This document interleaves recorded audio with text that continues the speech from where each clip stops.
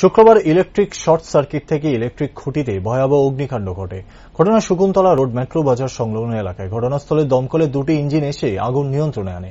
সাংবাদিকদের মুখোমুখি হয়ে এক ব্যবসায়ী জানায়, আগরতলা শহরের মধ্যে এত বড় একটি শপিং মল থাকা সত্ত্বেও এই রাস্তা দিয়ে একটি ফায়ার সার্ভিস গাড়ি যাওয়ার মতো কোনো পরিস্থিতি নেই। এখানে প্রায় অনেক সময় এই ধরনের ঘটনা ঘটে থাকে। বিদ্যুৎ দপ্তরে জানালেও সত্ত্বেও তাদের কোনো হেলদোল নেই। মুখ্যমন্ত্রীর কাছে বারবার আহ্বান রাখেন এই জায়গাটিতে একটু নজর দেওয়ার জন্য। অপরদিকে এক ফায়ার সার্ভিসের কর্মী জানায়, খবর পাওয়া মাত্রই ছুটে আসে তারা এবং পরবর্তী সময়ে আগুন নিয়ন্ত্রণে আনে। এই আগুনের দরুন কোনো ক্ষয়ক্ষতি হয়নি বলে জানান তিনি। পরবর্তী সময় এই ঘটনা এলাকায় ব্যাপক চাঞ্চল্য ছড়িয়ে পড়ে। বহুদিন ইলেকট্রিক ডিপার্টমেন্টের কমপ্লেন করা হয়েছে, প্রায় 7 বার।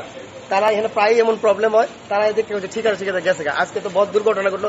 সবচেয়ে বড় দুর্ঘটনা, আগরতলা সেন্টারে এত বড় একটা মল, যেটার মধ্যে প্রচুর লোক শ্রমিক কাজ করে, ঠিক আছে। আর এই এলাকাতে বাড়ি ঘর আছে, এখানে ঢুকনের কোনো গাড়ি, একটা ফায়ার ব্রিগেড ঢুকনের রাস্তা নেই। এখানে পার্কিং এর জায়গা করেছে গভর্নমেন্টে। এই স্টেপটা কেমনে নেয়?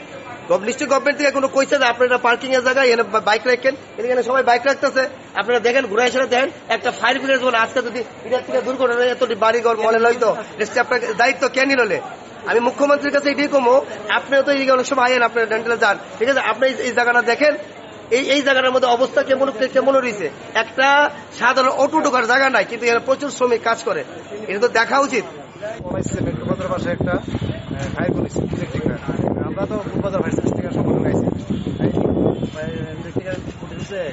বাকি বাসাটারও আছে, আমরা আছে ফায়ারে দিছে, চলছে